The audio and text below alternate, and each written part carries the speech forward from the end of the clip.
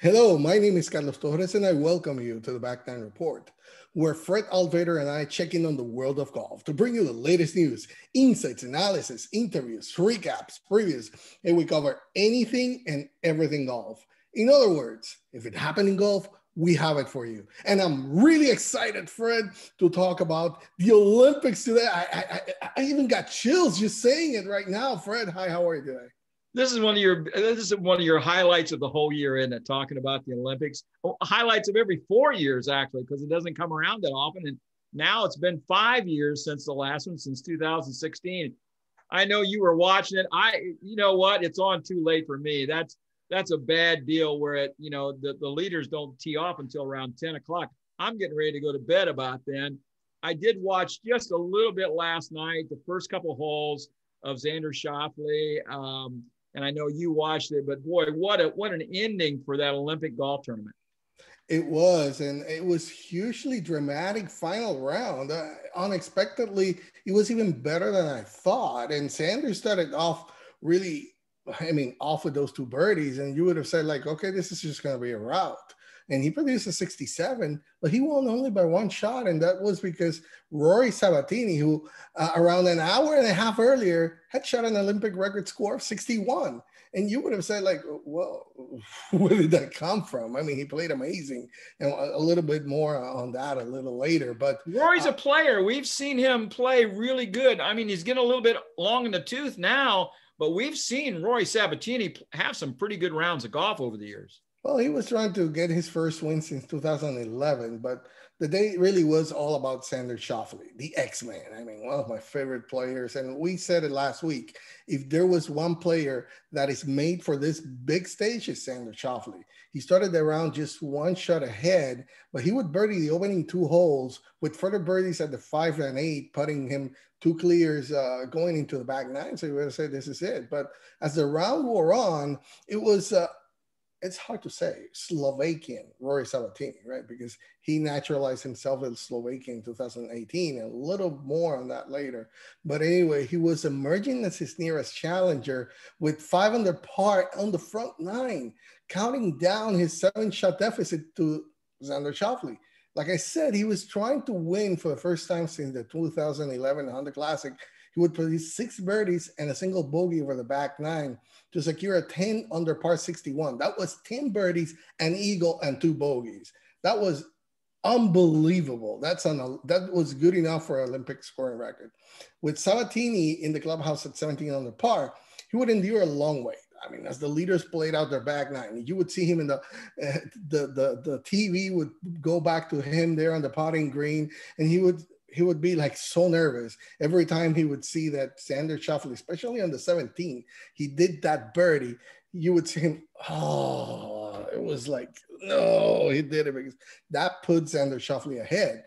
So it seemed that the pressure really began to show for Xander as he bogeyed one of the easiest holes on the course, which was the par 5 14th.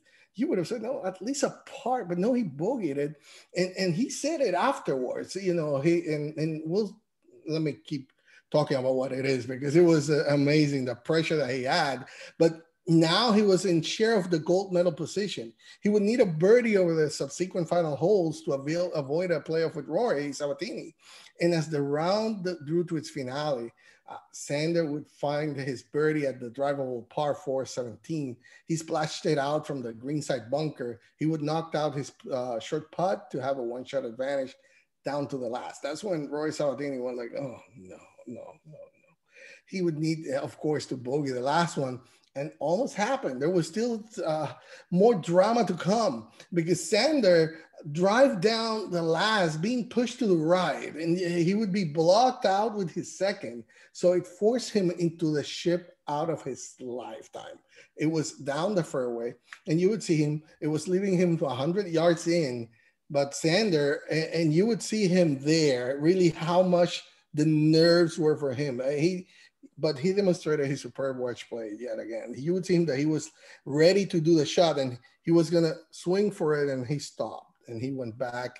But once he swung on it, then you saw the twirl of the club right on it, and it was amazing. That backspin rolled the par to the putt to be only 4 feet, and he rolled it in. But before he did it, again, we would see Xander back out, because the pressure that he was feeling, it was a huge moment under pressure. And he would say it, it was hard because his dad, Stefan, was an aspiring decathlete in Germany. However, 40 years ago, a drunk driver slammed into his car head on near Wiesbaden, and on impact, a shard of glass wedged into his left eye, and 6 operations couldn't save it. So it even took 2 years away from his sport. He was lose sight in his eye, ending his Olympic dream. So now, 40 years from that fateful day, his son would complete his father's Olympic dream of a gold medal. And Xander said it, that it was very, very emotional for him, because he wanted to win it more than anything, but also for his dad that was there. And he said, hey, he would be crying somewhere there. He put the Olympic medal to his dad, and that really got tears for me. So Fred, talking about Xander Schauffele first, and then we'll go just quickly over the field. I think that it demonstrated, what the Olympics are all about. It's about this time, once every 4 years, you come here to this type of competition, and you wanted to win. And there's all sorts of storylines, but at the end, it was the X-Man going big time money player like he is, and winning the gold medal for the U.S. Yeah, we when in the previous show, we definitely thought that Xander Schauffele, he's kind of been pointing towards this all year. And so we really thought that he was going to be one of the top guys at the end. And he sat on the lead for 2 nights. So he was right where he wanted to be. He kind of eased in on Thursday and Friday, and he was right there on the weekend. So he played really solid golf, as we know he can. And, this was not the hardest golf course in the world. As long as you could keep it in play, I guess. If you were scattering it all over in deep rough and stuff, there were some trees that could bother you. But the greens didn't have that much undulation in them, so the putts were okay. There was enough room to hit the ball, and it didn't seem like it played that long. It seemed like they had a lot of short irons in. So the score showed it. I mean, 20 under par or whatever they ended up there, 18 under, whatever. That's pretty good for a four-day tournament. So, I'm really happy for Xander. Carlos, I know you're going to get to the playoff yet. For me, the best thing would have been, Xander, Hideki, and Colin Morikawa on the stand, possibly Rory, the other Rory McIlroy slipping in there someplace. But we got Rory Sabbatini, and then we got a 3rd place bronze finisher as well. And I'm going to let you talk about that a little bit, because the playoff, other than Xander winning, the playoff is really the other big story. It was, but also we cannot overlook what Rory Sabbatini did. He lit the tournament on fire. And that 61, and he had his wife, Martina, on caddying for him. That was one of the reasons why he nationalized himself as a Slovakian, because that's where his wife is from. And he wanted to represent Slovakia here in the Olympics. That was his biggest purpose of doing that. And he said, this is for trying to grow golf in a place that there is basically not that much golfers coming out of it. So he says that hopefully this will work towards maybe some other day. They will look back and say, hey, that was the day that I really wanted to get inspired and play it. But he talked about all week, the jolt that had been wanting to play here, and he played amazing. Maybe the round of his life, but it earned him for that silver medal. Now, 7 men were in that playoff, and CT Pan, of all 7, was the one who emerged there. It was Hideki Matsuyama. He had. If you were laying down a bet on who would win the playoff, it wouldn't have been on CT Pan. He would have been my 7th choice. Sorry, CT, but really, I would have not picked you. But I'm happy that you did, because the way and your storyline is also amazing. But Hideki Matsuyama, and we had talked about this, how much pressure would he be feeling carrying his country's hopes for a medal, and adding to the Masters that he had already won?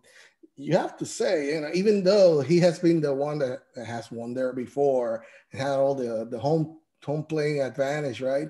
But it was his first tournament in over a month since he was tested positive for COVID-19. So he didn't actually came here playing a tournament like most of these other players came by. And that last, he even had a shot there at the 7-second hold. He started slow in the tournament, but closed hard and had to that putt to win right out the bronze medal, but he missed it, and he bought out on the playoff on the early in the first hole. But his performance in his home country, when everyone was expecting so much for him, it has to be inspiring because he's still over everything that happened. He did well. Rory McIlroy was another player there. He lost out. Also, he had another putt that just missed it by this much. That would have won it also that bronze medal. And Rory is one that grew the Olympics grew out on him, and we'll talk another time about this. But he was there. Also, Sebastian Munoz, Paul Casey, Mito Pereira, along with C.T. Pan. But it was at the end between Colin Morikawa and C.T. Pan, the last two men standing.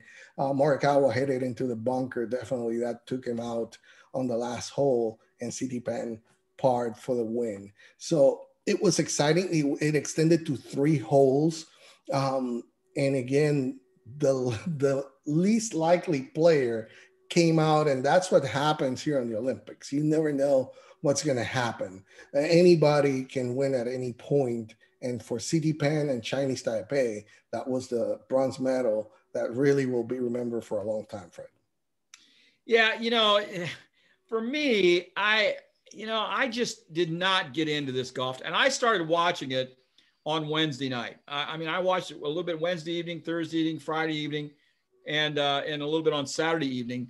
And it, being from Japan, it was just on too late for me to watch it, too much of it. But what I saw, I tell you, Carlos, I was just not impressed with the NBC coverage. Now, I'm mad. I guess they probably used Japanese crews over there, camera crews, and they just did not do a very good job. The announcers were, they were left wondering where the ball was and what the shot was. And then you had announcers in Japan, you had announcers in Stamford, Connecticut, trying to figure out what was going on. It was a little disjointed for me. So I was not impressed with the coverage. But international event like that, maybe that's what you get. You had Dan Hicks and Terry Gannon were off doing other sports. So, and they're the 2 best NBC announcers. Rich Lerner, the consummate professional, he did a great job working with what he had. Justin Leonard always seems to me a little bit stiff. David Feherty, they must have had him on like a double dose of Xanax. Like the guy was almost asleep or something, They must have threatened him within an inch of his life or career suicide if he said something that was remotely funny or, would liven up the broadcast. He was as dull as I have ever seen David Feherty. That was absolutely awful. They must have had a chokehold on him or something. So I saw a lot about the coverage that I didn't like. And so that kind of turned me off right away, actually.